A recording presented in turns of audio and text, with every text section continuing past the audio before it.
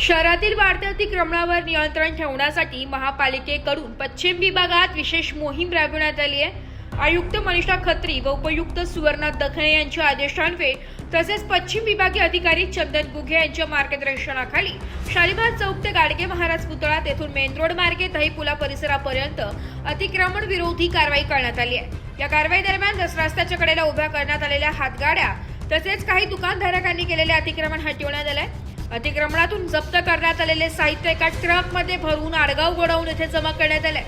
सदर कारवाईत पश्चिम विभाग प्रमुख PS बागुल यांच्यासह जगन्नाथ थांबरे, बापू लांडगे, संजय सूर्यवंशी, सुनील कदम, जावेद शेख, संतोष पवार, जयेश काळे, सचिन जाधव आदी अधिकारी व कर्मचारी सहभागी होऊन अतिक्रमण हटवण्याची कारवाई केली आहे। महापालिकेच्या या कारवाईमुळे परिसरातील वाहतूक व पादचारी मार्ग मोकळे करण्यात मदत झाली असून भविष्यातही अतिक्रमणाविरोधात अशीच कारवाई सुरू ठेवण्यात येणार असल्याचं प्रशासनाने स्पष्ट केलं आहे।